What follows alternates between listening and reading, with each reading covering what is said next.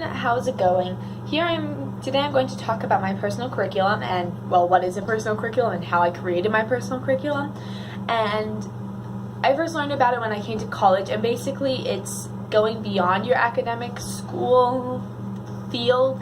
Like, originally mine was English, which, it's great and everything, and I'm still writing and doing all sorts of stuff, but chemical engineering, pretty rad. But anyways, going beyond chemical engineering, especially because it's so time consuming, like, what is stuff that, like, you want to learn about that you're not going to learn about in school, or whether you have time, or maybe you're not even in school anymore and you're just like, nah, I'm fine.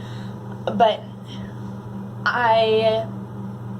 sometime in, I think it was late September or early October last year, maybe late October, I don't know, one of the ends of the fall months, I took out my journal, because I'm a big journaler, and I wrote down a big list of things. It probably is 20 or 30 things that I'm interested in and that I just, like, want to know more about.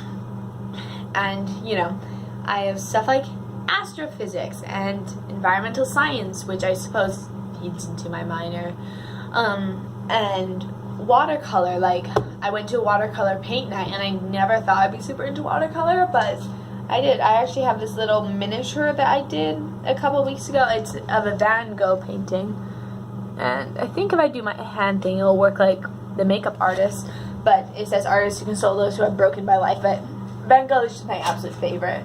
He is part of my personal curriculum. Like, I just love looking at his paintings and learning new things about him.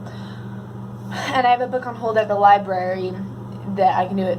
And speaking of, that's a good thing to talk about, like, how do I learn my personal curriculum? The perspective makes this look weird. I'm just sitting with my knees up on my chair because I can't sit properly. But,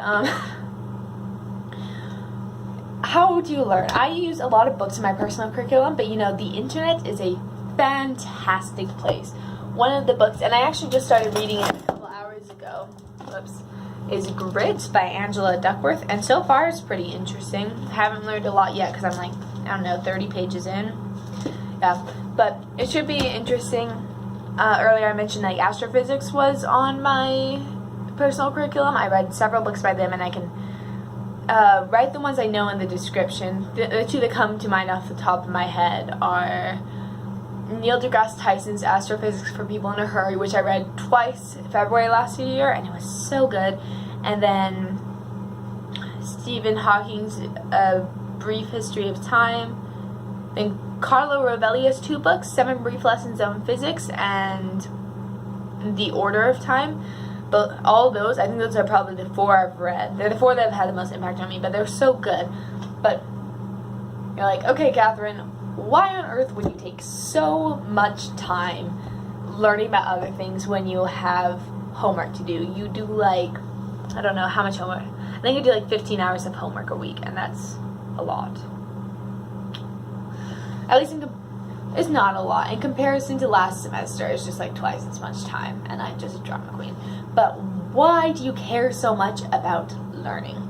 Well, I care about learning because I enjoy learning, and I don't know, I think it's far more interesting to have things to discuss, and not all of my things are, I guess, highbrow, blue blood, noble things. They're not all watercoloring and astrophysics, but they really are things that are, interesting. Like, I remember watching my friend read Grit a couple months ago, and he was sitting upside down in the chair in one of the dorm lobbies.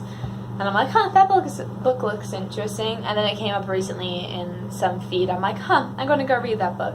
But it's like getting things to talk about, like vulnerability, which I will definitely make a whole video about. Like, that's in my personal curriculum. And if you don't know what it is, I would definitely recommend you to Brene Brown's TED Talk, which is so fantastic. I love it.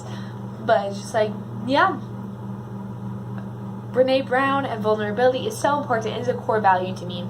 So, yeah, I would definitely encourage you to kind of take a look at what you like learning about and expand your own curriculum and see what kind of amazing things you can do and learn about. And again, it's fun. You get a lot out of it. People are always impressed by my art, but I'm like, I'm literally just copying Van Gogh paintings. That's all I do. I'm like, look at this copy of a Van Gogh painting I made. And they're like, wow, that's awesome. I'm like, I just told you it's Van Gogh. Of course it's awesome. And it's by no means perfect because he worked in oils, and I have a $5 palette from Michaels. At least it has lots of colors. That's a plus. But anyways, thank you for coming and listening to me ramble about a personal curriculum. I'll try and probably make my videos more structured, but I feel like I'm very free form at this moment. I also have a speech or a presentation that I should be working on, and right now I have like 8 bullet points. And it's only 5 minutes, so like as long as this video is so far 5.5, I guess. But yeah, someday I'll have more than just the idea. Personal curriculum. What is it and what's in mind? But yeah, thank you so much for coming. I will see you later.